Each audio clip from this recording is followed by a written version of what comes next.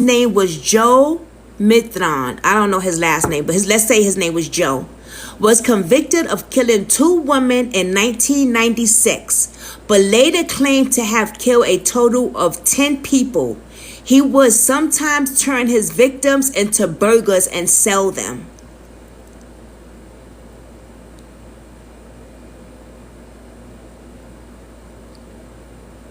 He made a game out of this, y'all. He terrorized the women. See, this is why I also spread awareness, right?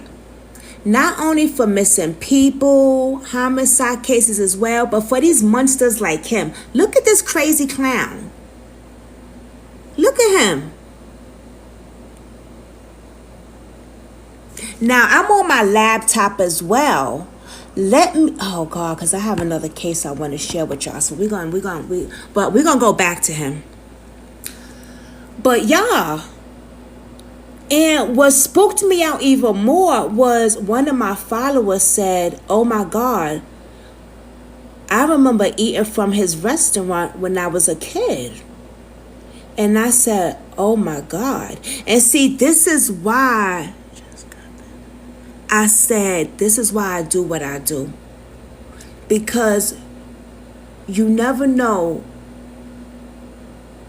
these sick mothers, effers like him, these serial killers like him, you never know when a victim reaches out to you. Because she's a victim right now because she ate from his restaurant. He was chopping up people and making them into burgers. I consider her a victim. And that's sad. My heart goes out to her. Now, we don't know if, she ate one of the people, but my heart still goes out to her. You understand what I'm saying? And this is why I do what I do. I spread awareness of domestic violence, serial killers, missing cases, missing people, homicide, all that, drunk driving, everything, because it all matters. Let me show y'all a case that I want to get into, and I want to show y'all the video. I can't show y'all the video, but y'all can listen to the video. Beautiful Life Stolen, Too Short. Now, this is from Manfield, Ohio. She was only 21 years old. Look at her. Her name was Caitlin. On March 8th, 2017, Caitlin, who was 22 years old, her ex-boyfriend, who had some, mental issues, right? And that's not to say anything, because you could have depression, psychotic issues, antidepressant, bipolar, anything. I suffer with depression, so, we don't judge over here. You know what I'm saying? But she broke up with him because of the domestic violence. Now, she tried to get court orders. She tried to tell the cops him because of the domestic violence. Now, she tried to get court orders. She tried to tell the cops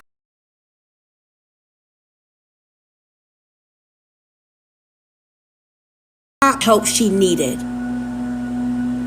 and she couldn't. Do you know this man? I was gonna call him another name, but sometimes the victims, the other people's families be watching too, so you gotta be careful. Do you know this man shot her 9 times in the car and then took her baby and ran off? Thank God for the Amber Alert. They found the baby. He must have been in a psychotic breakthrough, because he called somebody and said, "Where's Caitlin? Where's Caitlin?" Now, this is what I heard from another young lady who is doing a rally for the victim's family, and I'm going to talk about her a little bit too later, because she's doing an amazing job. I'm going to give her a shout out. When they said you unalived her, he didn't realize, I guess, that he killed his ex-girlfriend, and then he shot himself. I want y'all to listen to the news break. I got the news right here. Now, we can't do visual because TikTok stopped that. I don't know why, because I don't like that. I'm a visual person. I like visual stuff. But you guys can listen to the news, okay? So I'm going to play the news now. That was my husband calling. I told him he could order pizza. Give me 1 minute, y'all. Jesus. So I'm going to play the news now. That was my husband calling. I told him he could order pizza. Give me 1 minute, y'all. Jesus Christ. So let me play this recording. The news clip. That missing couple from Mansfield has now been found dead here in Dayton more than a week after they were first reported missing. What led police to that tragic discovery? We welcome you into this Monday edition of 5 on 2. Also late this afternoon, we're learning more about the person of interest now in custody in connection with those deaths. Police say they're still trying to piece together a backstory to understand why Kyla Hayden and Todd Burkhart traveled to Dayton. 2 News reporter Adam Reif is following this developing story. He is live outside police headquarters. Today, Kyla Hayden's body was found in a partially occupied building on West Stewart Street in Dayton. On the same block, her boyfriend's body was found on Friday. Tonight, police tell me this man, Larry Dwayne Rogers, is the sole person of interest. Rogers is currently in custody in the Montgomery County Jail on weapons charges. He has not been charged with these murders. Dayton police were tight-lipped when discussing a potential motive as to why Burkhart and Hayden were shot and killed in separate homes. And police could not say why the couple may have traveled 2 hours from their home in Mansfield to Dayton. Police do say investigators are still working to uncover more information, adding additional charges could be filed. At this time, Mr. Rogers is our sole person of interest, but once again, Wait, hold the on. investigation is still somewhat in the early stages. We are continuing to look into the situation. Breaking news tonight. Hold on. I don't think that's a good Mr. Farmers. Hold on, y'all. You know what? Let me go here. Because I don't know. That couldn't have been right. Maybe it was. Let's play that again. Let's play it from another station. Did y'all hear that a little bit? Could y'all hear that? Hey, Justice for Cam. Oh, God. Okay, let me just skip the ad. The family of a young mother killed in a murder-suicide in Mansfield is making claims police aren't investigating, but police say that is far from the truth. 22-year-old Caitlin Carroll Peak was killed by her on-again, off-again boyfriend March 8th. What followed was a search for a baby, a high-speed chase, and eventually the death of the suspect. 10 TV's Shelby Croft shows us what her family is saying now. I wasn't just her aunt, she was my friend. And I'm gonna miss her so much. The loss of Caitlin Carroll Peak is heartbreaking to her family, and there's a little girl who will never know her mother. I want everyone to see this baby girl. I want them to know that her mother could have been here. If it wouldn't have been for multiple failures of police agencies. Kevin Peak is not happy with law enforcement right now. Caitlin was killed by Dakota Stiegel. The family says the two had been broken up for months. They had a history of domestic abuse. Police reports show claims on both sides. Family says Caitlin had been living in her own apartment. We don't know where Dakota got the gun. We don't know how Dakota got to her house that day. Because he didn't drive and he didn't have a vehicle. The two ended up in Caitlin's car outside Dakota's apartment. Broken glass shows where Dakota fired a shot in the car. Caitlin ran, and then he shot her multiple more times. He took off with her baby in the back, eventually dropping the child off with family, then killing himself after a police chase. I want everyone to call. I want everyone to figure out why there were so many failures on my daughter's case. Kevin claims others knew Dakota intended to do this. He says police haven't talked to him, and he believes they've closed the case. Mansfield police say that is not true. They realize two families lost members, and they're actively investigating this to figure out what happened. They say they're following every lead they get and waiting to see the results of the coroner's report, which could take 12 weeks. In Mansfield, Shelby Croft, 10 TV News. Wow. Okay, so let's talk about this a little bit. Introducing Because- Instagram teen accounts. A new way to keep your teens safer as they grow. Oh, like God. making sure they... Okay, let's talk about this for a minute. Because even though this happened in 2017, right? Hey, Heather. Even though they're saying that, and I don't know if they're still doing it, but they're saying that it sounds like to me that they're saying even though he unalived her and himself, people knew that he was gonna do this. So nobody stopped it. And there's another thing I want to say that somebody told me about him. They tried to get him into a psychiatric hospital, and because of his insurance, they just gave up on him. You know, not his family or anything, but I guess the system. You know what I'm saying? So they failed her and they failed him. They failed her completely as well, tremendously, because she went and tried to get domestic violence order. She told the police, listen, he's after me. This is what's going on. And you know what? This bothers me because I was a victim of domestic violence too. So I know how it is when you try to get help for domestic violence. It's bullshit help. And even though you get a little piece of paper, that little piece of paper, that protection order, don't mean a goddamn thing. They would break that in a heartbeat and bang down your damn door.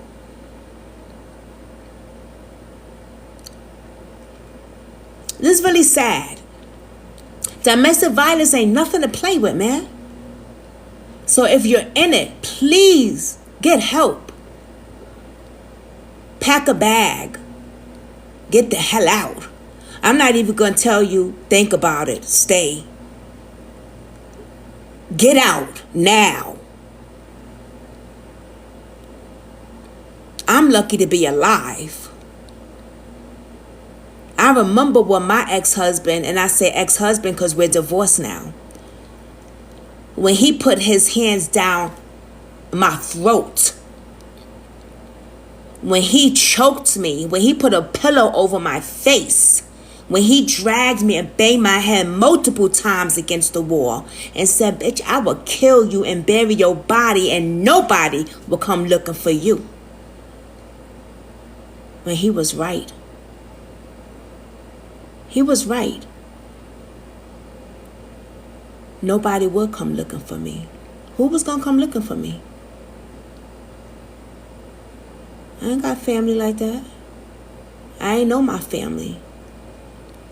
And he knew that, so he played on that shit.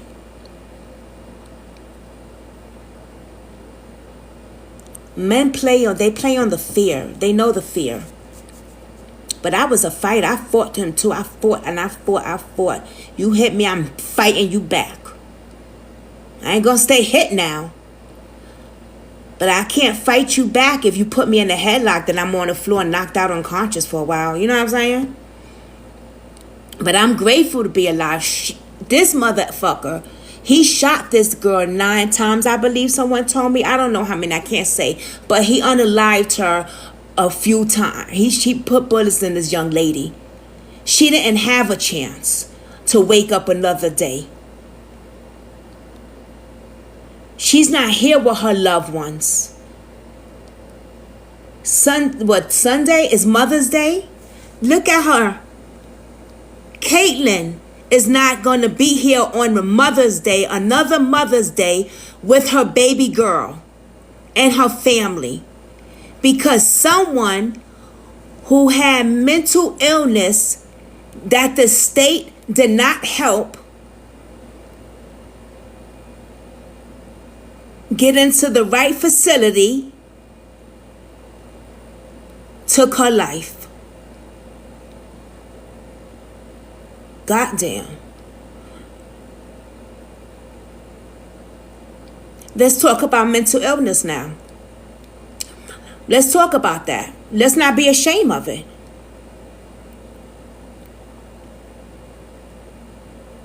Mental illness is serious. Schizophrenic ain't nothing to play with. Depression is serious. I suffer with depression. Anxiety, panic attacks, PTSD. I had an ex who suffered with schizophrenic.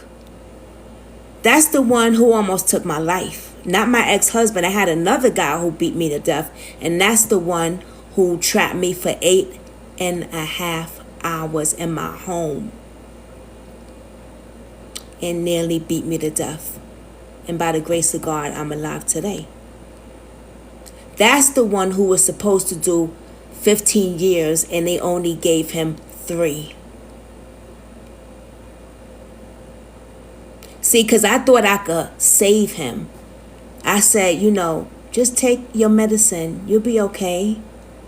But once he stopped taking his meds, I thought I could be his therapist. Because, see, I don't judge. I would just talk to him and, I thought that I could be your savior. But God damn it, you can't save everybody.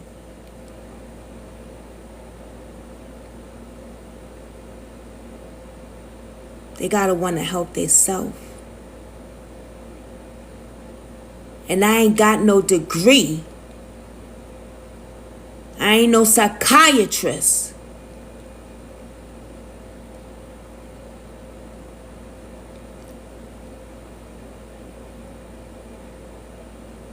And that almost cost me my life. Rest in peace, Caitlin.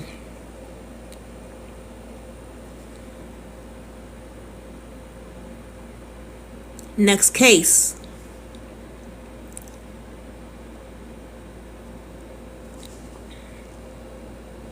Devontae Morgan. Let's look him up.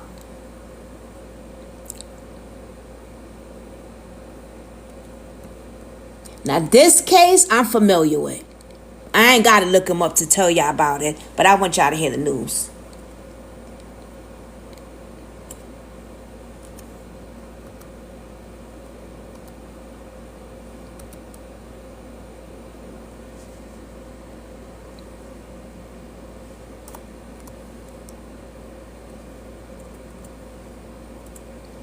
Hold on, I'm going to tell y'all about it, and then I want y'all to hear the news.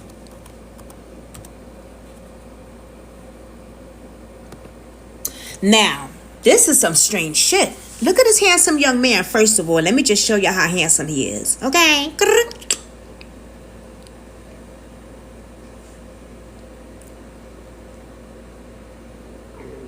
28 years old. Goes on vacation with his girlfriend. Okay? With his girlfriend. He goes on vacation. The other day made 5 years, okay, of his disappearance.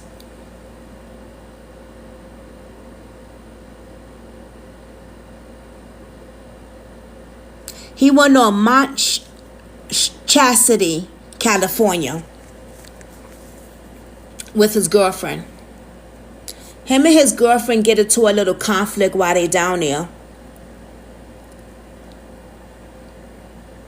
5 years later, he's still missing. Where's Devontae Morgan? Not only is he still missing, but let's get into this, okay? She don't report him until 2 days later, and the story just don't add up. Let's get into the news clip. Excuse me, I don't never burp on lava. I'm so sorry. I haven't even ate shit. I don't know why the hell I just did that. Okay.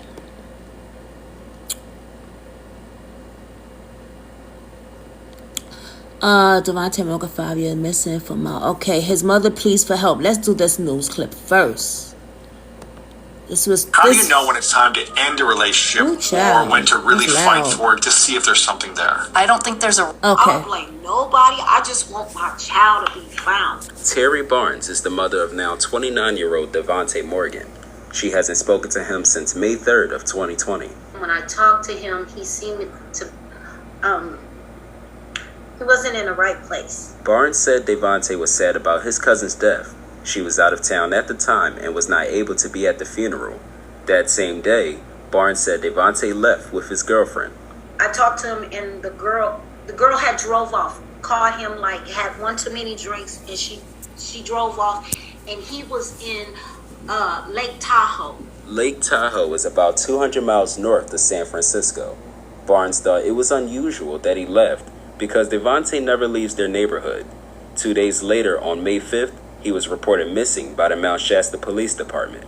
To my understanding, he was in a bad place and he went up to Mount Shasta for a spiritual healing.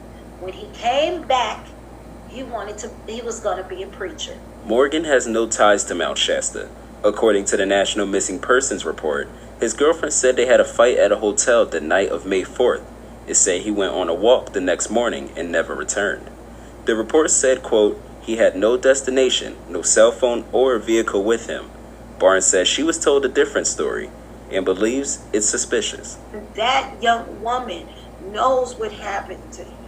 My son was a child of God, funny, loving, beautiful. Everybody loved him. He would not just leave us like that.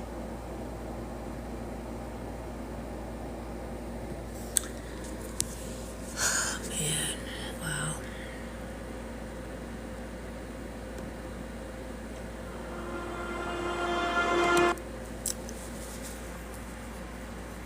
Hey, Charlotte.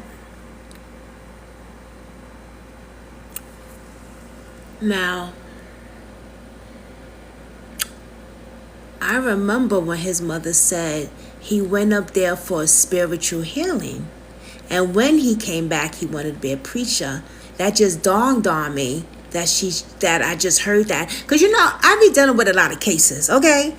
And sometimes you don't remember things until you hear it again. And you like, oh, shit, that's right. And this is one that's, oh, shit, that's right. He went for a spiritual healing. Now, I'm going to be honest with you. I looked up his girlfriend a while back. And I looked her up again the other day. She weird. There's something not right. I saw a lot of, I found some stuff that was very alarming. It just make you, things to make you go, And I don't want to say it on here until I talk to the mother about it first. I don't know if the mother remembers me sending it to her. Because at the time when I had first talked to her about this, it was like, I don't know, maybe a year or two ago. And I remember she was really like going through it, man. She going through it now. But it's like, my heart goes out to all these parents that the kids are missing. I got kids too, so I don't play games with this. You know what I'm saying? So I'm gonna ask her if there's a few things that am I allowed to say on here, because I did find a few things on his girlfriend's I found a few things that his girlfriend was saying, so I want to ask her, and then I'll come back and share with y'all. But it was very strange, and it involved somebody else. But getting back, I do remember the girlfriend lacing him, his marijuana or his drink or something like that, and that's another thing. She laced his shit. Now, for somebody to lace your shit, that's a problem. She can't be trusted. Now that I'm sure I could say on here, okay? I'm sure I could tell y'all that part. Okay? Because I believe when I did the live, she had said that also. But I remember the girlfriend laced his shit.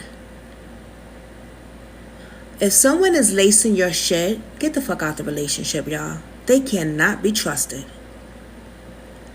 That right there, when I found that out, that kind of just made me think like, wait a minute. She definitely a suspect to me.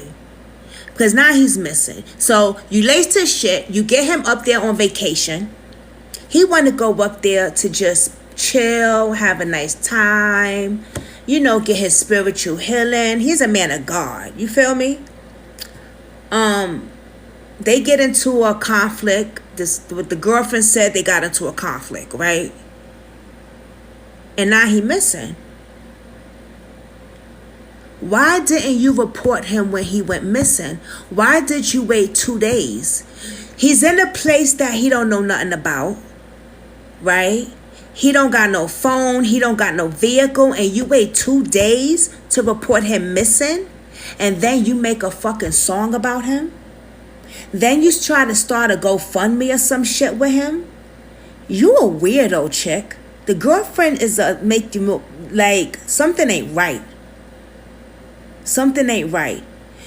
Why didn't you go out there and search for your man? If that's my man and he missing, oh baby, you better believe I'm going out there hard. I'm searching everything. The town being shut down till I find mines. And you don't have to wait 24 hours to report a missing report, honey. So the Popo need to stop telling y'all that shit.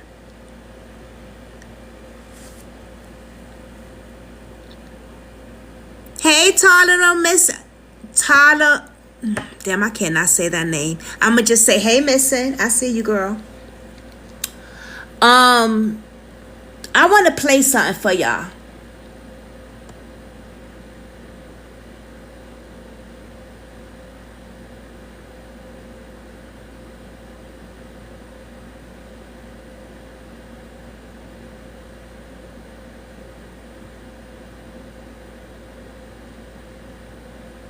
Hold on. Let me see something.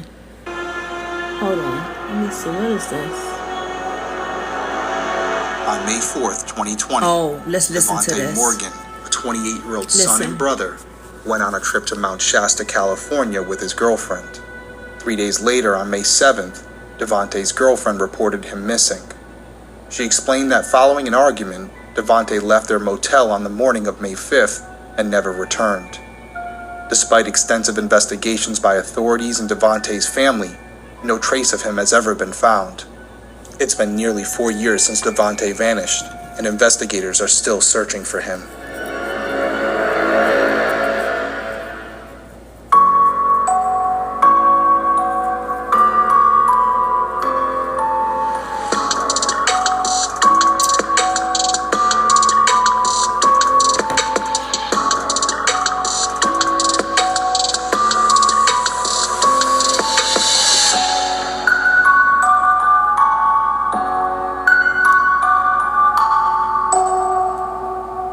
Hey everyone, welcome back to Detective Perspective. My name is Derek Lavasser. I'm a former police detective and licensed private investigator. Each week I'll be covering an unsolved case in story format. I'll then give you my perspective on the investigation and provide contact information for the individuals or organizations connected to the case so that if you have any tips, you can contact them directly and maybe you can help solve a case. And if you're someone who's interested in true crime, specifically unsolved cases, and you would like to hear my opinion on those investigations, please consider subscribing, whether you're watching on YouTube or listening on Apple Podcasts or Spotify or whatever platform you use. So we're going to do, this is going to be called a reaction video, right? But it's going to be the audio reaction video. I usually do reaction videos on my YouTube sometimes. I used to do it a lot. People love the reaction videos. Because of TikTok, you cannot show, I believe, right? So it's going to be an audio. Let's get it. This is Devontae Morgan, okay? His story. I love this guy. I used to watch him a lot. Detective, yes, honey. He don't be playing. Let's get to it. So, he gonna share. I'm gonna stop, and I'm gonna share also my perspective or my, my thoughts on it. Allegedly. Everything I say is allegedly as well. Real quickly, I want to remind everyone, if you think needs more coverage, email us and we'll check it out. All right, so for this week's case, Devontae Morgan, relatively new, only 4 years old, would not consider this cold yet. Although, as we get into this, you will see that initially there was some promising evidence. We're going to have video footage in this one. We're going to have a witness, if you want to call it that, who was last with Devontae before he went missing. We'll dive into all that. It's 5 and years overall, this now. case to me just seems like we have people working it, but they just don't have any real information to go off from here. It does seem like the community in which Devontae went missing was more than cooperative. It's a smaller community, and as you will see, there were multiple people who came forward with sightings of Devontae, and yet here we are, 4 years later, unsure if he's still with us or if he's passed, unsure if he's out there somewhere, not wanting to be found. There's a lot of unanswered questions here, but ultimately Devontae's family has been working his case since day one, and they really want answers. They want to know what happened to him, and we're hoping by covering this that maybe we're one small cog in the machine that ultimately finds out what happened to Devontae Morgan. So without wasting any more time, let's dive right into the case. Born on March 15th, 1992, Devontae Van Morgan, known as Vontae by his loved ones, grew up in San Francisco, California with his mom Terry and his younger brother Anthony. From a young age, Devontae was popular. He had a magnetic personality that drew people to him. He was also musically talented and enjoyed singing, freestyle rapping, and playing the drum. Another thing about Devontae that stood out. He loved his family endlessly, and they were his entire world. Another thing about Devontae that stood out. He loved his family endlessly, and they were his entire world. Even as an adult, he preferred staying close to home to be near them, and he made sure to never miss a family gathering. In 2017, Devontae, now 25 years old, was sitting on his mom's front porch trying to enjoy some quality family time. Devontae, now 25 years old, was sitting on his mom's front porch trying to enjoy some quality family time.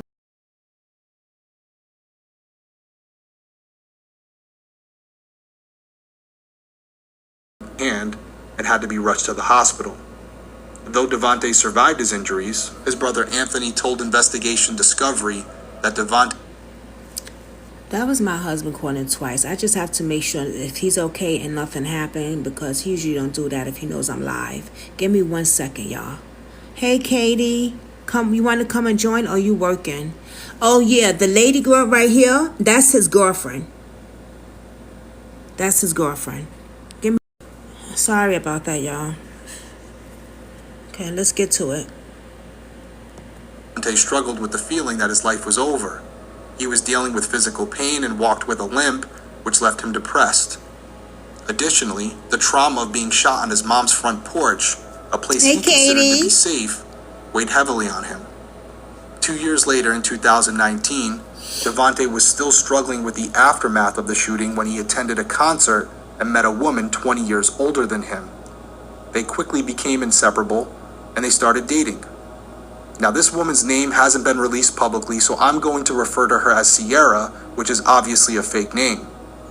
Devontae's family told Investigation Discovery that it wasn't long before Sierra began pulling Devontae out of his comfort zone by taking him to places he hadn't visited before, like Las Vegas.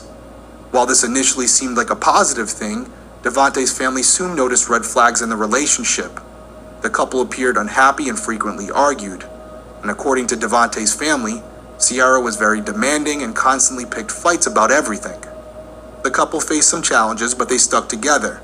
And on May 4th, 2020, they decided to get away from San Francisco for a bit and go 4 hours north to a new place, Mount Shasta, California, which is near the California-Oregon border. They planned just one night away because Devontae's nephew had a birthday party the next day, and he needed to be back in San Francisco in time to attend. Devontae and Sierra rented a car and drove to Mount Shasta, where they booked a room at the Cold Creek Inn on North Mount Shasta Boulevard. Once settled in, Devontae wanted to talk to his brother, but his phone was broken, so he borrowed Sierra's phone instead. Anthony later remembered that during their chat, Devontae seemed relaxed, peaceful, and happy to be somewhere new. Little did Anthony know, it would be the last conversation he'd ever have with his brother.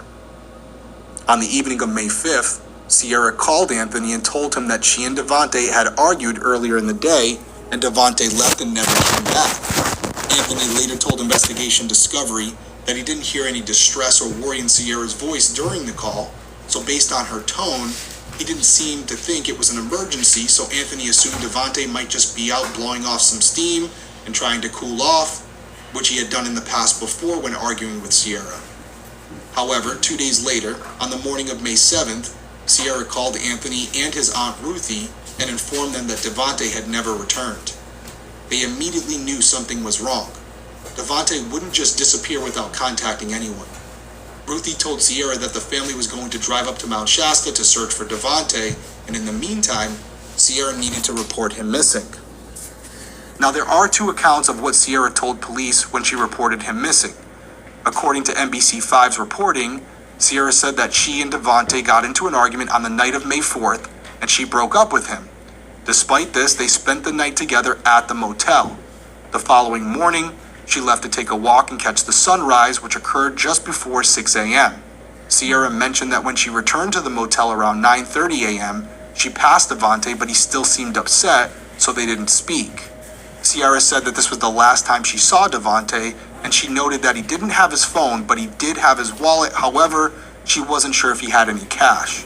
Additionally, she mentioned that he might have had the rental car key with him as well. Now, Investigation Discovery tells a different story. According to their reporting, Sierra informed the police that in the early morning hours of May 5th, she was awakened by Devontae, who wanted her to go outside and smoke a cigarette with him. Sierra was irritated by being woken up for this, and she let him know about it. Now, after going outside, when the couple attempted to return to the motel room, they realized that they had left the key inside. They had to contact the after-hours service to let them back in, and the on-call manager was able to assist them.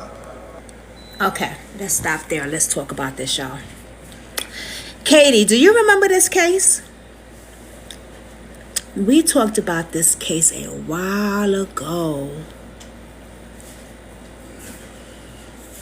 Devontae Morgan. So, I made a mistake. Now, I thought they was on vacation at Manchester. I can't pronounce the place right. But where he was going to get, you know, his spiritual healing and stuff. I thought they was on vacation there, but they was going to stay on vacation for a while. But no, it was one night.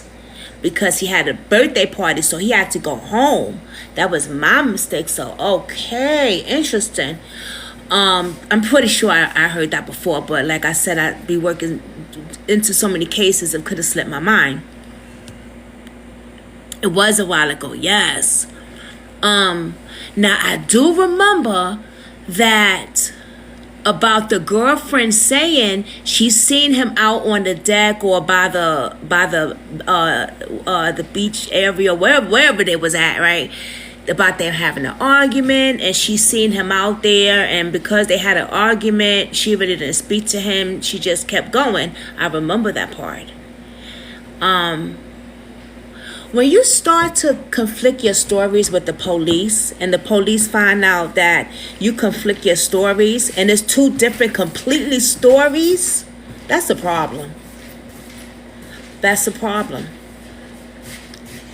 I'm surprised that they didn't look further into this.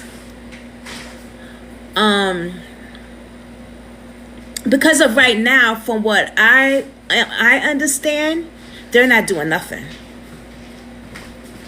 This case is still unsolved. He is still missing. His mother is on Facebook every day, putting her son's face out, spreading awareness.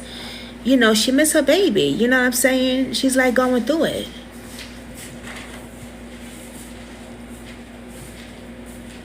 I haven't seen anything on the news. I haven't seen nobody talking about this case. The only person I see talking about putting his picture up is Jason Olin. To be honest with you, I haven't seen nobody talking about this, and that's sad. So when I see things like that, I take a look at it like, you know what? Let me share his picture too. Let me spread some awareness, because it's been a minute. You know, let me get it out there. Let me get it going. You know, hopefully other people will get it going as well. You know, because this is a mother's son. This is 5 years he's still missing, and somebody knows something. He didn't just vanish. Vanish where? Of the air? Come on now. People don't just vanish.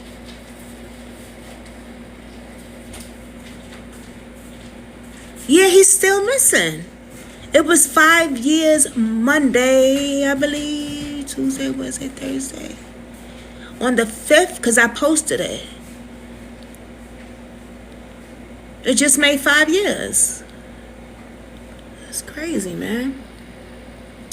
Like I said, I can't show y'all the video, but I could show y'all audio. So this is a reaction audio, okay?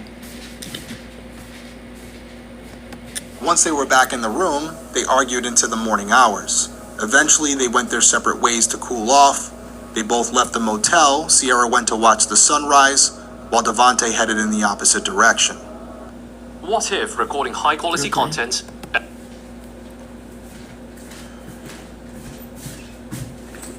Hold on, y'all.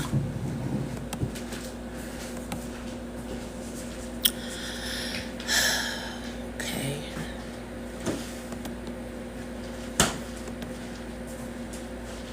Oops. Oh no, what did I do? Yeah, what did I do? In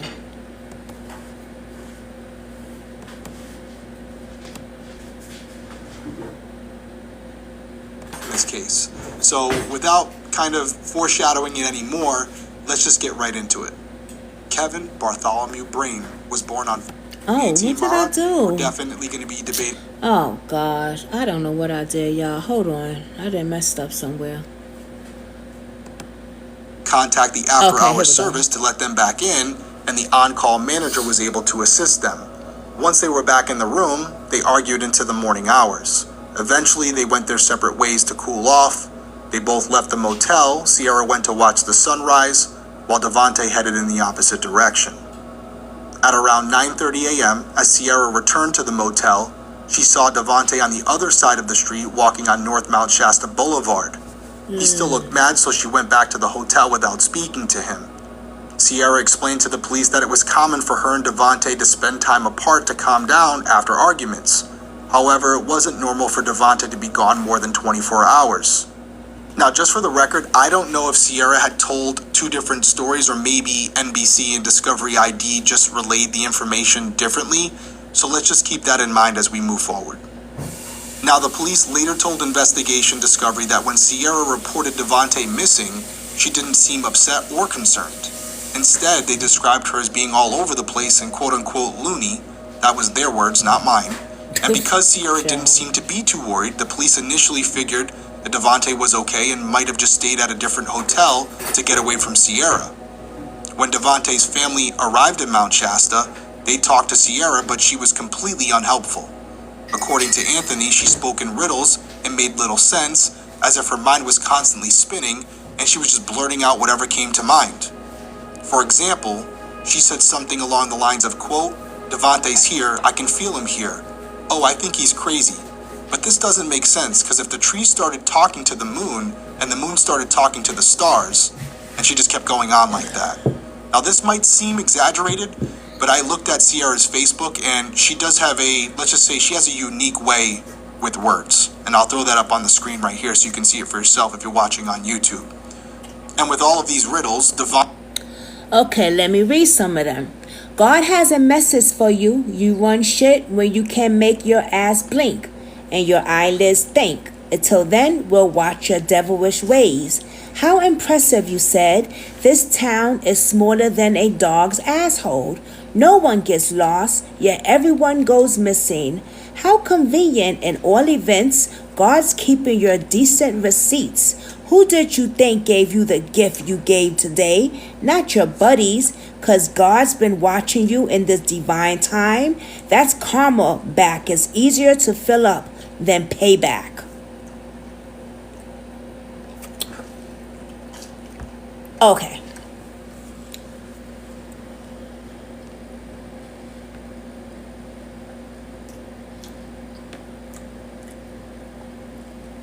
Who is she talking to? Hey, honey. And who is she talking about? No one gets lost, yet everyone goes missing. How convenient. in all events, God's keeping your decent receipts? Who did you think you gave you who did you think gave you the gift you gave today? Not your buddies, because God's been watching you in his divine time. The karma's back. It's easier to fill up then. It does, Katie. They might think this is riddles, but baby, this ain't no riddles.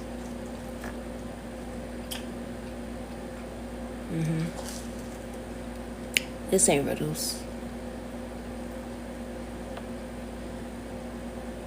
I don't believe it's riddles at all.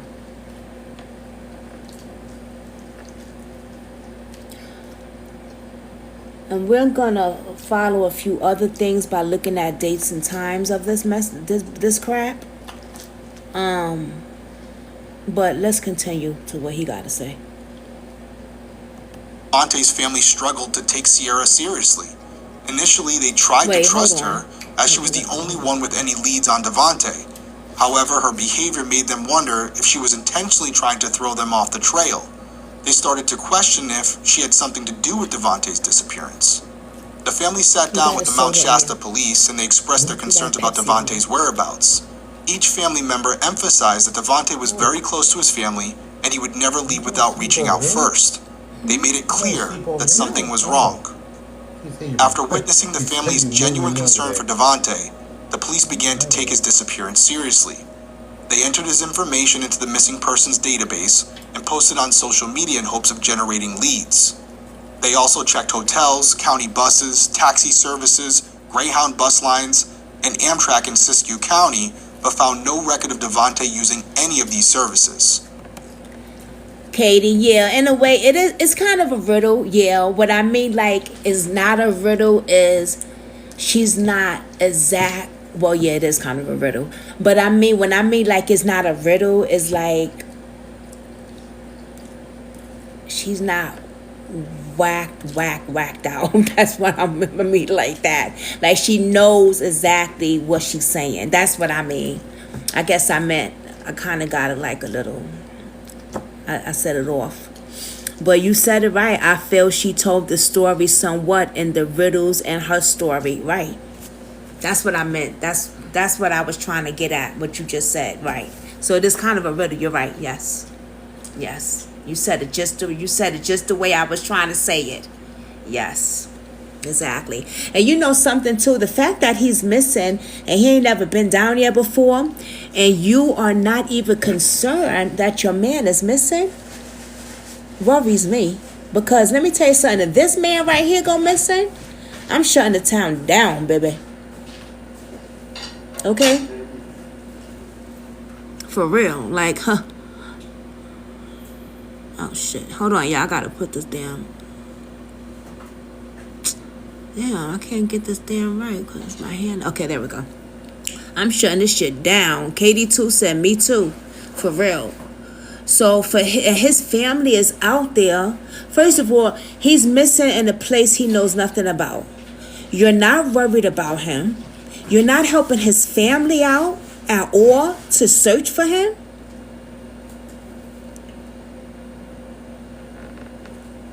And if y'all only knew the shit that I saw on and heard on one of her... I gotta be careful what I say on here. I want to talk to his mom first though, and then I'll come back with y'all. But let's continue. Unfortunately, this was about all the Mount Shasta police could do to search for Davante. They later explained to Investigation Discovery that the department is very small. They don't have any detectives or any search dogs, and there's only one officer on duty at a time. All of these factors made it very difficult to conduct the type of search that was needed to locate Davante. Because the police weren't making much progress, Davante's family decided to stay in town. They put up posters everywhere, talked to people on the streets, and conducted searches. They even ventured into the mountains and walked for miles through the campgrounds, but despite their efforts, there was no sign of Davante anywhere. Meanwhile, according to the family, Sierra kept telling them statements like, quote, Davante is going to show up on a specific day. He's going to manifest. She also frequently talked about emotions, expressing how upset she felt and how being in Mount Shasta affected her emotionally. This was obviously quite distracting for Davante's family, so eventually they asked Sierra to return to San Francisco. After she left, they didn't hear from her much. She didn't ask about the searches or check in to see if there was any updates. She just kind of fell off the map. However, the family remained in town and continued to distribute flyers, engage with locals, and search for evidence. Thankfully, the police started receiving tips. According to Investigation Discovery, one tip came from a woman who said she heard a couple fighting outside of her house, which was just north of the motel, and this was around 9:30 a.m. on May 5th. The police believed the arguing couple could be Sierra and Davante, and they were particularly interested in this tip because it conflicted what Sierra had claimed originally, which was that she and Davante passed each other near the hotel around 9:30 a.m., but they didn't speak. This new information made the police doubt Sierra's story, but they didn't have any evidence to prove that she was involved with Davante's disappearance. However, they did reclassify the case as suspicious. At around the same time, the police also got a tip that between 9:30 and 10 a.m. on May 5th, a Mount Shasta mail carrier saw Davante in the area of Rockefeller Drive and Alma Street. Davante seemed a bit confused and asked for directions to a motel on Alma Street. The mail carrier informed him that there weren't any motels on Alma, but there was an apartment complex, and he provided Davante with the directions. Not long after that, the mail carrier spotted Davante on Alma Street, but not near the apartment complex. So he pulled over and directed him towards the apartment complex again. Soon after that second encounter, he saw Davante again off Rockefeller on Ski Bowl Drive, but this time he didn't stop to speak with him. Hoping to gather more leads, the police asked Mount Shasta residents and business owners to check their surveillance cameras for any footage of Davante on May 5th. Through all the submitted footage, the police were able to track down 10 cameras at 6 different locations, which captured Davante walking around the small town between 9:14 a.m. and 10 a.m. The first footage of Davante was at 9:14 a.m. as he walked in front of the police department. He then proceeded to a nearby Valero gas station on Lake Street, where he made a cash purchase before returning in the direction he came from. The next recorded sighting was at 9:40 a.m. as he passed by Jefferson Soul Store on North Mount Shasta Boulevard, which is in close proximity to both the Valero gas station and the police department. 2 minutes later, he was seen passing back by Jefferson Soul again, heading back in the direction he came from. At 9:48 a.m., Davante was seen heading north on Chestnut Street, then making a right-hand turn onto Alma Street. He kept walking east on Alma until he got to Rockefeller Drive. At 10 a.m., a camera at Sisson School captured Davante crossing Rockefeller and turning west, heading down Rockefeller, which would lead him right back to the motel if he continued. Unfortunately, this was the last captured footage of Davante, so the police were unsure if he continued going toward the motel, if someone picked him up, or if something completely different occurred. The police noted that in the footage, Davante didn't appear to be under the influence of anything. To them, it seemed as if he was just out on a nice day taking a stroll around town. The places he walked were all safe and normal, and within close proximity to the motel. After pinpointing... See, I wish I could show y'all the video because it's showing him walking. But, of course, TikTok can't show the video. But like they said, he just walking, normal day. But could he have went back to the hotel?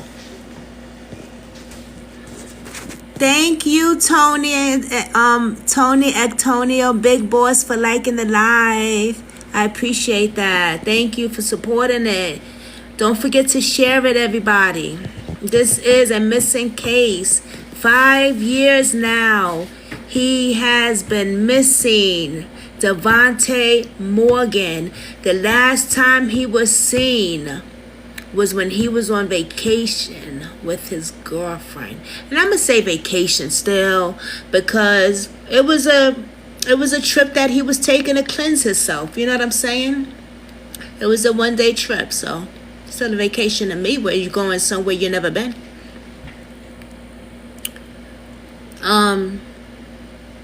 The fact that they have a lot of camera footage is good That's different because shit, in most cases the police can't seem to find no camera footage.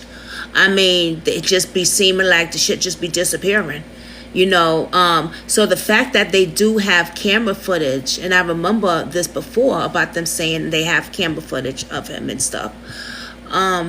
But I always kind of wonder in my back of my mind, like, did he find his way back to the hotel? Did he go back to the hotel? Like, what happened after that last footage that they found of him? What happened?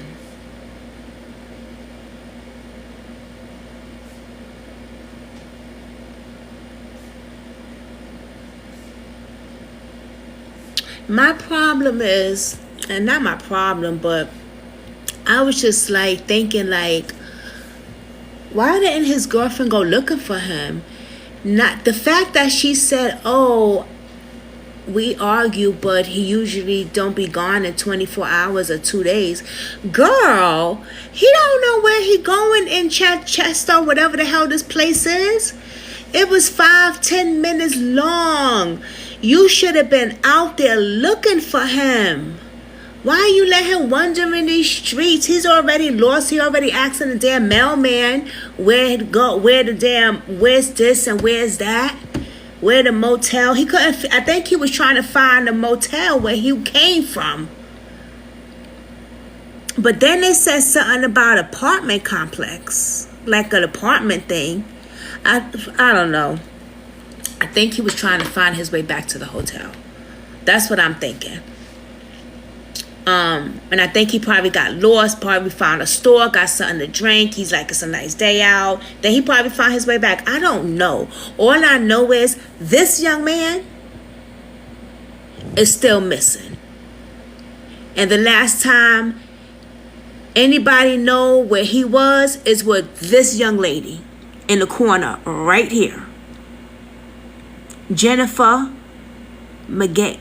Jennifer. I'm going to call her Jennifer. I'm just going to say her first name, Jennifer. Okay? Something is not right. Something is not right.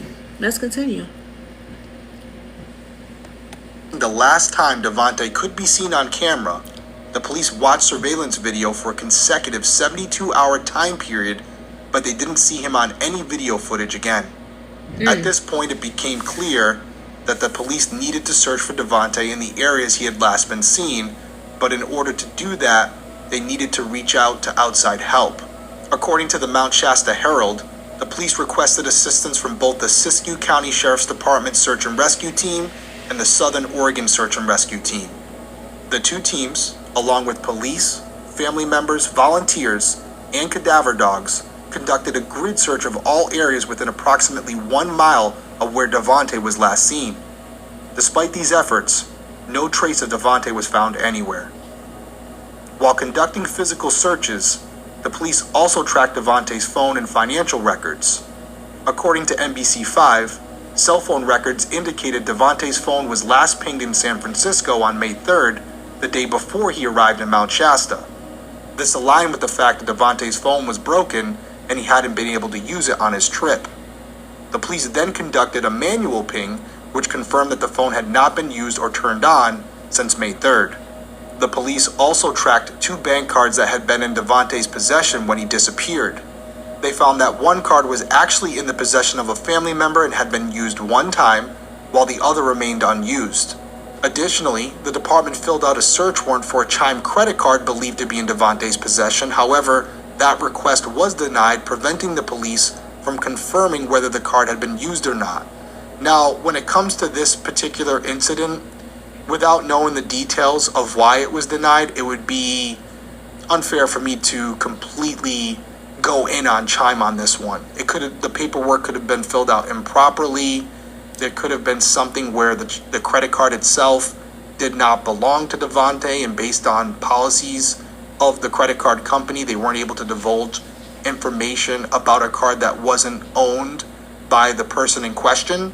All this said, there's got to be more to the story, or maybe later down the road that information was obtained, but law enforcement has never come out publicly and said it. But I will say there are instances based on technicalities where law enforcement is looking for a particular individual, and we will do a affidavit, a search warrant, or an administrative subpoena.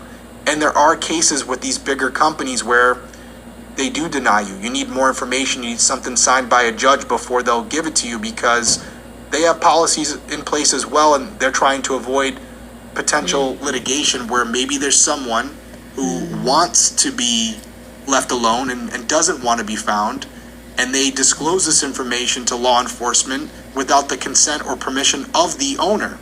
And so it's a balance. It is something that we have to deal with as investigators, but I'm not going to sit here and say that it's this huge issue where we need to change it. For the most part, if you use common sense and you do the right paperwork, the telephone companies and these communication services will cooperate with you and are usually great assistants. Okay. He didn't have a phone. He had a credit card. He had his wallet, but he didn't have a phone. His phone was broken. Everybody got a phone, but his phone was broken.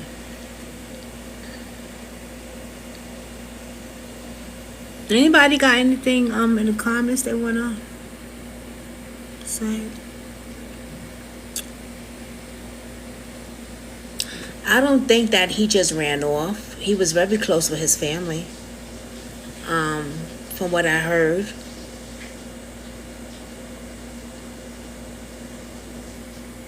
Seems very suspicious and some very sticky fingers involved.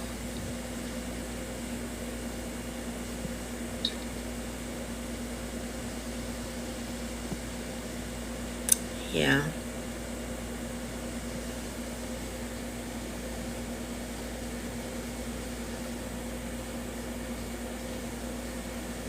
Interesting. Very interesting as we continue to listen. By mid-May, there was still no sign of Devontae, so his family began offering a $25,000 reward for information leading to his whereabouts.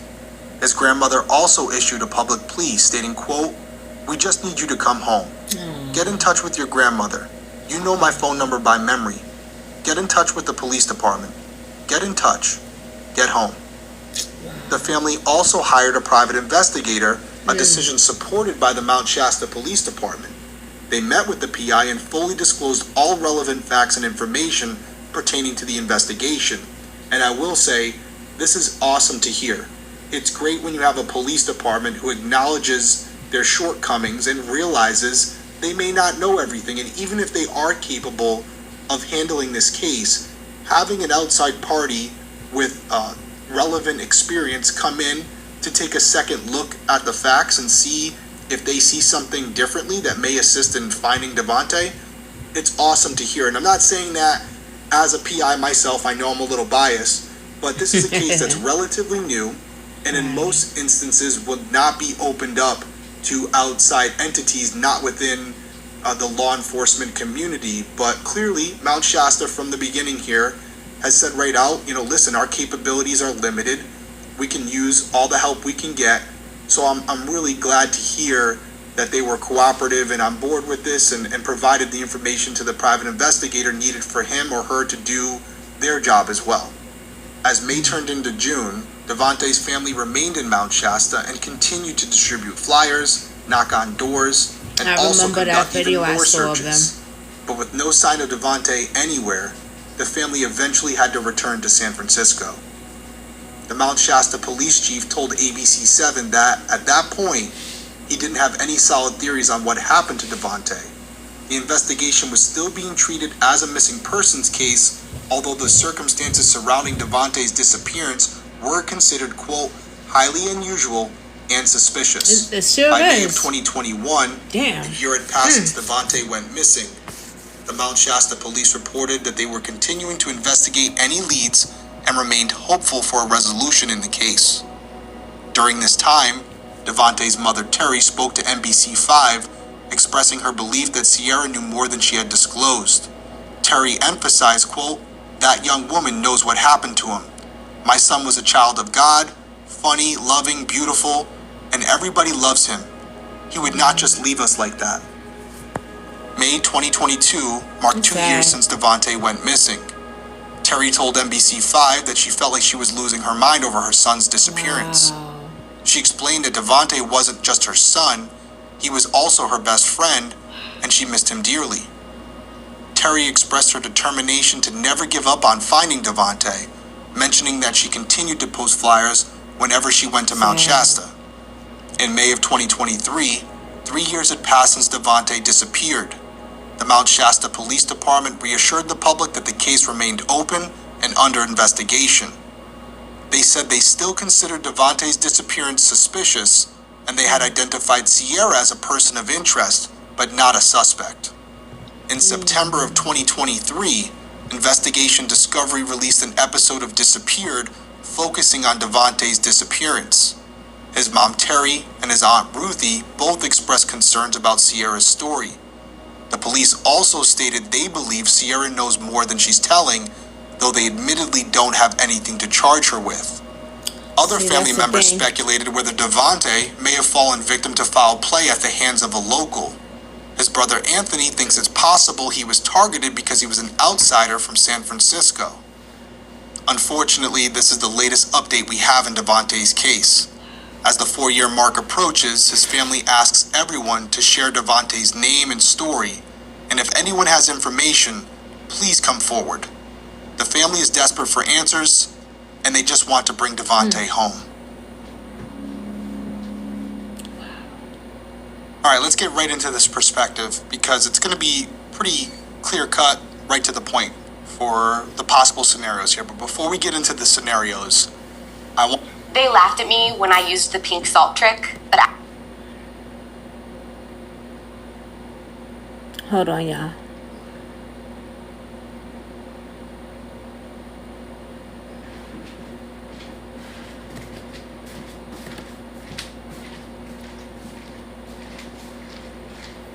Okay, let me just go back. I'm trying to get used to my laptop.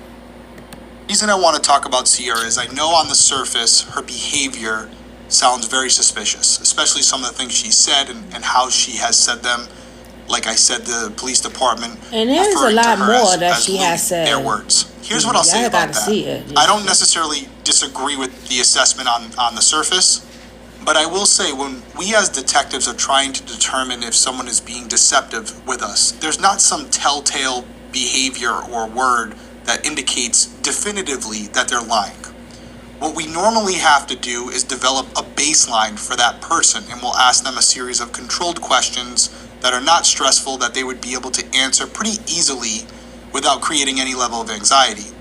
And then after developing that baseline, we will then ask them the more specific, targeted questions where we can now judge that behavior and their way they phrase words and how they speak with how they were acting during the baseline questioning, and we can compare the two and contrast and see if there's a similarity or to see if there's differences, and we can make note of that. Why do I bring that up? Well, Sierra's behavior is probably going to be considered suspicious or abnormal to 90% of us. However, is this the normal behavior for her? I would want to ask more questions to Devontae's family and Sierra's family to find out if this behavior, this type of wording that she's using on Facebook is something that she's done for an extended period of time, or is this type of behavior something that developed after Devontae's disappearance? That would be a big indicator for me if something transpired during their time out in Mount Shasta. So I don't want to immediately say that, Sierra's acting strange. She's definitely lying about something. She definitely knows more, because this may be a normal occurrence for her and she may have been acting this way even before this whole incident transpired. But based on what we know, especially with what Terry has said, Devontae's mom, she believes that Sierra knows more. And that may be answering my question, where maybe she wasn't acting like this beforehand and that's why Terry's coming to this conclusion. But without knowing more information about Sierra personally, it's hard for me to sit here in this chair and judge her too critically without knowing all the facts and circumstances to her background, her normal behavior. And again, just to bring it back to this, what's her baseline? I would need to have an interview with her to determine how she is normally as opposed to how she's acting when asked questions specifically about Devontae. But now let's turn our attention to the scenarios, because there's 3 or 4 that I think are potentially possible here as far as what could have taken place.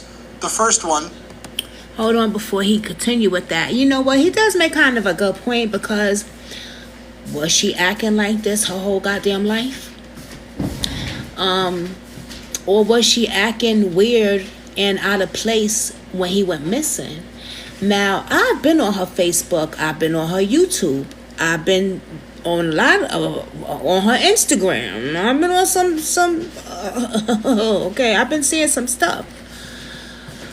And I've also looked at the timeline.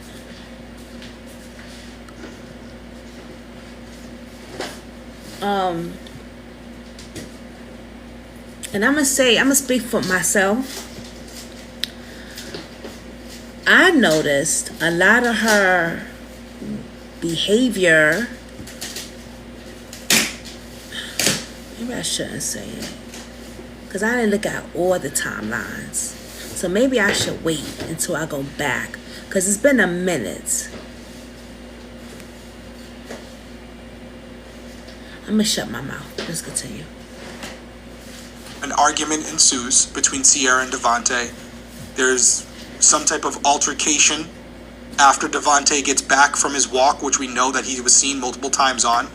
And during this argument and during this interaction, it becomes violent, and Devontae's hurt during the altercation. I don't know how that would be, but somehow he's hurt by Ciara, and Ciara is able to transport him somewhere else where he has not been found yet. And at this point, he would no longer be with us.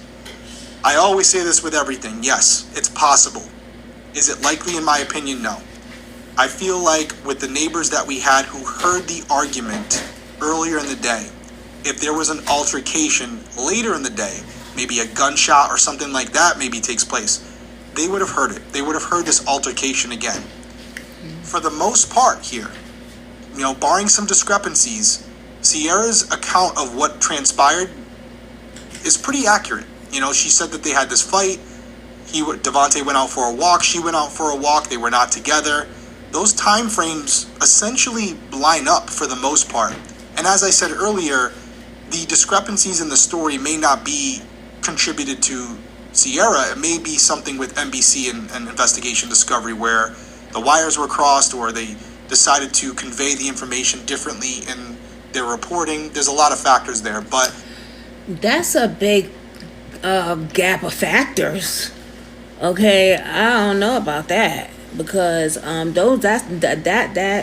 two different timelines, the two different stories she said is very big. 1 minute she's sleeping, 1 minute they had an argument and she went out there. That's just, I don't think so. I'm gonna have to disagree with that one, buddy.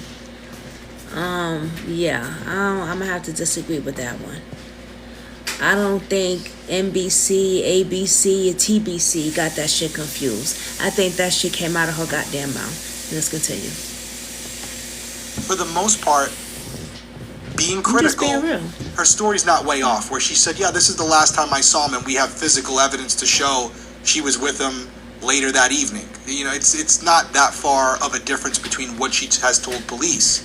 And I'll also say that if this happened and they were not together, whatever occurred between them that became violent would have most likely been at that motel, and she would have had the burden of disposing of Devontae without being apprehended, without being caught, or without being seen. Wouldn't there be some type of forensic evidence to indicate that? Was the motel room processed in this whole situation? Was there any signs of a violent struggle or someone being injured?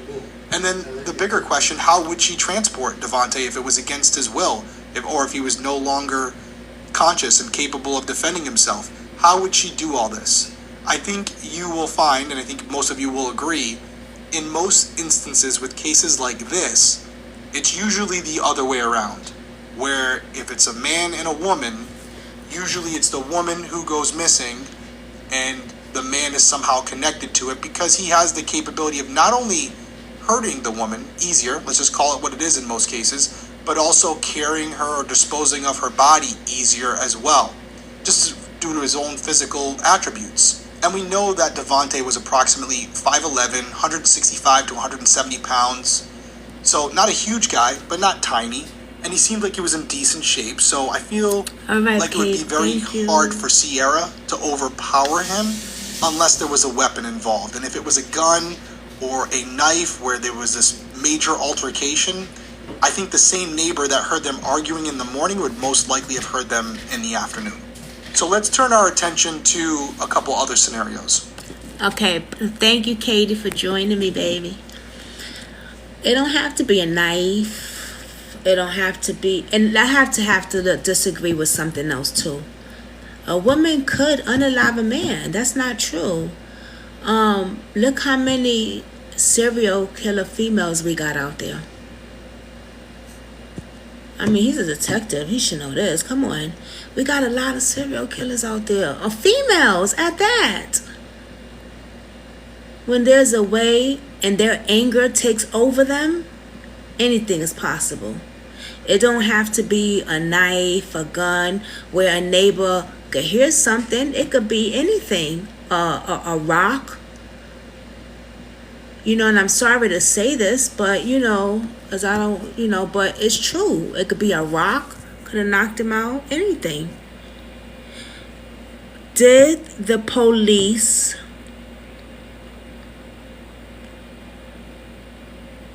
search for blood in that room or in her car? Anything? Did they search for anything that would have, you know what I'm saying? Well, you know, any blood, any forensic? Did they scrape that room down? Did they scrape her car down? Did they do anything like that?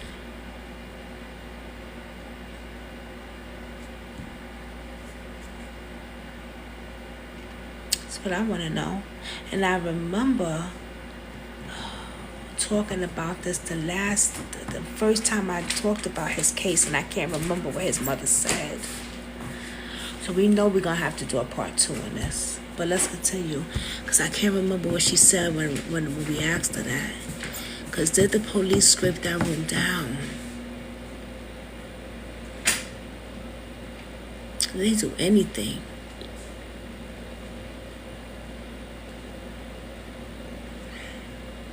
Because they sure ain't doing shit now.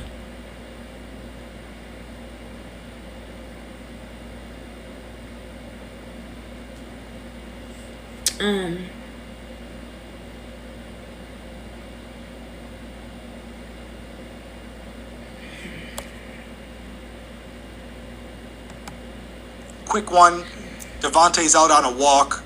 After he's last seen on camera, he takes a detour, maybe heads toward the mountains because he wants to go on more of a hike or something, doesn't want to go back to the hotel yet. Maybe Sierra's right, maybe she does see him while walking near the hotel or the motel, and because he sees her, he decides not to go back because he doesn't want to have another confrontation. He may go off in the woods and he may get hurt or be attacked by an animal potentially. Something could have went down out there, and maybe that's why we've never found him. But again, that's not at the top of my list.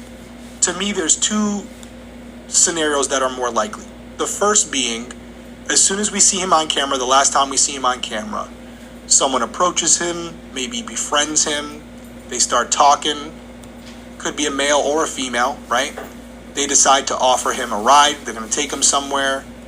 He gets in the car and not knowing that this person has malicious intentions, or this person, maybe a female, brings him to a location where the people there have malicious intentions. That could be the case. And if that's the case, there's very little evidentiary value left behind that could show or indicate that happened, and it would be really hard to find him at this point. The final scenario I want to bring up, and I'm not someone who throws around race often in these cases, you know, unless I have something that tells me I need to. And in this case, I don't know if this is going to be a factor, but I think it's worth bringing up. So I looked up Mount Shasta, and I have the stats here, and I'm going off CaliforniaDemographics.com. I wonder if he's going to do what I was just thinking. Have different numbers, and if you do, please share them. But for what I'm seeing, Mount Shasta has a population of approximately 3,200 people. Is it a The median age is 52.7, so an older population, and it's 83.7% white. So, could we have a scenario where it's earlier in the day and Devontae's walking around town and there's a group of individuals who don't necessarily like that he's walking around their town, and there could be a confrontation that escalates and maybe something occurs where Devontae is hurt or even killed, and then he's taken to a different location where he's never going to be found. And this isn't just some random thing that I'm throwing out there without any substance to it. It's one of those situations where Devontae's own family, Anthony, his brother, has suggested this might be possible. And as I said in the story, it could be because he's a quote-unquote outsider from San Francisco. Well, how would you know that from just looking at him? You wouldn't. There could be something more to it. I'm not trying to be controversial here. I'm just pointing out what I'm seeing. For all I know, Mount Shasta is a great community. It does seem like a lot of people cooperated with the investigation to even get us where we are today. You know what I was just thinking, and I never looked this part up. Is that a sundown town? If you know, let me know in the comments, because there is plenty of sundown towns. They still have them these days. You know what I'm saying? Could this be one of them?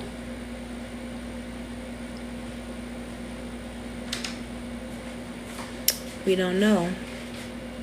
We know we're going to find out because we're going to Google the hell out of that shit. You know what I'm saying? We're going to Google that. If you can somebody Google that and let me know.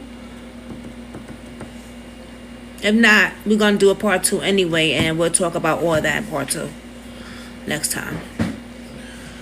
And we're going to talk about some of her messages, the girlfriend, and some stuff that I found that I thought was very weird. But I'm just pointing out a reality that we live in a world where certain people, specifically people of color, are not welcomed in certain areas. And could there have been individuals who were uncomfortable seeing someone who looked like Devontae walking around their community and not really appearing to have a destination, right? This case kind of reminds me to a certain degree, although different circumstances, Ahmaud Arbery, if you guys know that case. And if you don't, look it up. But another black man who's going through a property, there's some dispute whether or not he was trying to steal something at this construction site. Either way, there was a group of individuals who did not like him there, and they decided to take things into their own hands, and it resulted in Ahmaud being killed. The people that killed him are now in prison. But could this be one of those situations? I think it's possible, and if that's the case, it may explain why we don't have answers to this day.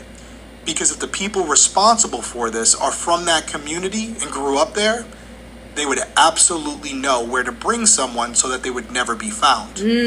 Now, obviously, I hope that's not the case. Jesus Christ. I hope we have a situation here where, for some reason or another, Devontae just wanted to get away, just wanted to start a new life. Oh, no. And although the financial records and the cell phone pings don't necessarily suggest that, because he didn't even have a phone on him when he disappeared, maybe he just wanted to start a new life. And I hold on to that hope for his mother Terry and his aunt Ruthie, that maybe that is the case, and maybe he is still out there. And maybe he'll see something from this or something else and decide to come forward to at least let them know that he's okay.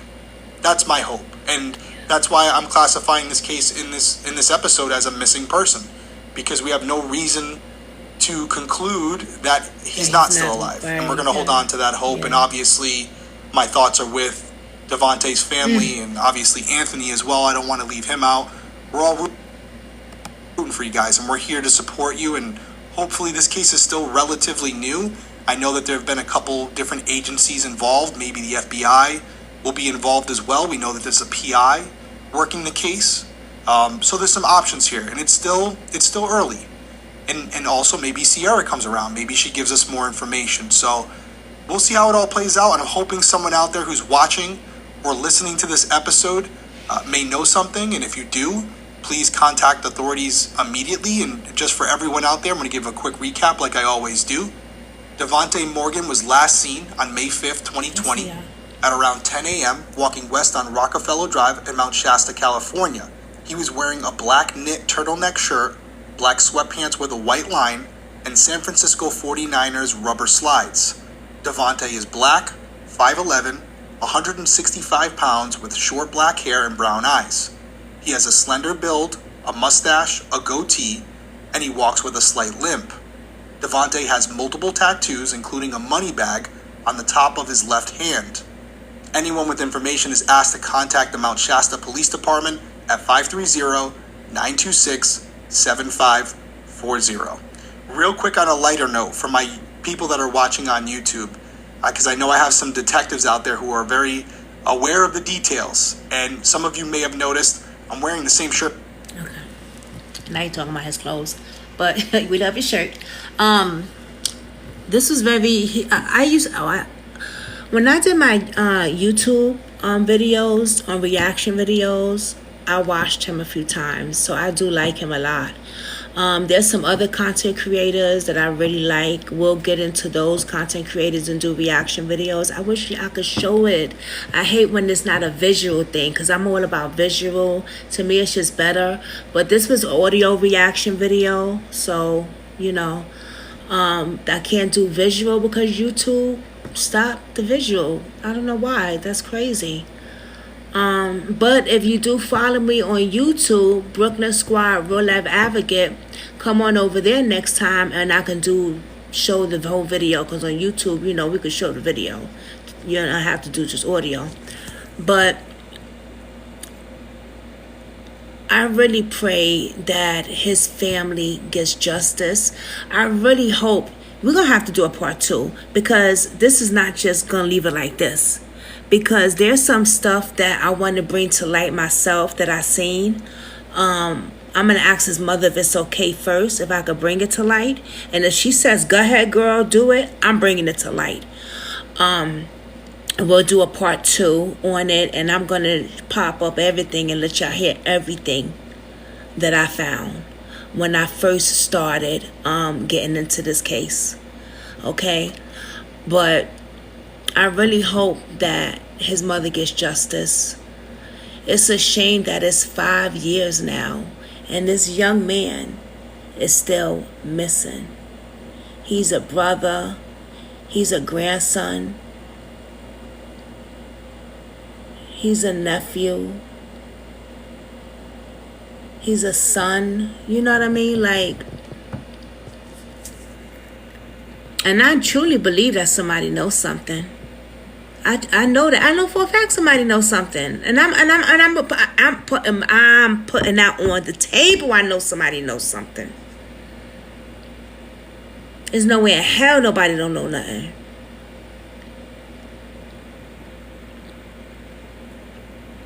Too many people are going missing,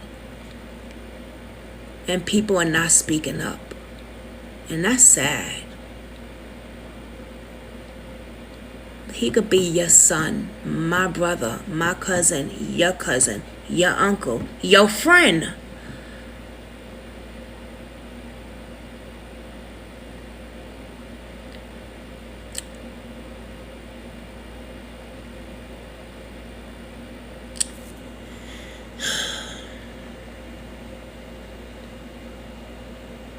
I'm gonna put this video together, and I'm going to make it into a big content for him, and add some other stuff to it and put it out there. So it will be on the Reels, and it's going to be on Facebook, and it will be on my YouTube platform as a whole video. So if you're just coming in and you didn't catch the beginning, you're going to see the whole video will be on my YouTube platform, Brooklyn Squad Real Life Advocate. Okay? The link is in my bio. For any cases that I talk about, go on my YouTube channel. I got interviews on there with victims, families, reaction videos as well. So go on there and go check that out. Every victim matters. The missing is not here to speak for themselves. That's why I always invite their family on my platform to speak for them, so they can have a voice. His mother has her own platform as well. But she's always welcome if she would like to come on mine too, if she wants to, you know. But I'm always, I call myself the victim's voice as well, because I'm speaking up for the victims as well. There's a lot of missing cases out there that you don't see on the news. Now, I find it very strange that the news had a post on Facebook saying, oh, Devontae Morgan, his 5th year of missing anniversary, blah, blah, blah. But when's the last time y'all even did a fucking report about him? News. When did y'all do a report about him? Why haven't y'all been doing a report? Why y'all, like, come on, man. Or was it the police? I'm sorry, it wasn't the news. It was the news too. And it was the police also that put on Facebook, 5 years of Devontae. I want the public to know that we're still working on this case and blah, blah. But come on, stop trying to beat people in the head. Y'all not doing nothing. Y'all want to make the public think y'all doing something. Y'all not doing nothing. But let us, the public, do something, right? So when you see Devontae Morgan's flyer, share it. When you see any flyer of him, share it. Don't just stroll down. Share it. When you see his video, share it. When you see a live or anybody doing a live on him, share that live so somebody else can see it. And then they might share it. And then the person shares it. And then that's how you get it spreading awareness. It gets around. His life matters. Because if you was missing, we'll be sharing your video and your flyer too. And with that, everyone, be safe out there. Have a blessed Thursday. Be grateful that you woke up this morning, because I know I am. Be grateful that you are here with your loved ones. Be grateful that you are breathing air today. Be grateful that you will be able to hug your loved ones, because not everybody is able to do that. Terry has not done that in 5 years, because her son, her baby boy, is still missing. Devontae Morgan. With that, everyone, keep your prayers up for this family and have a blessed day.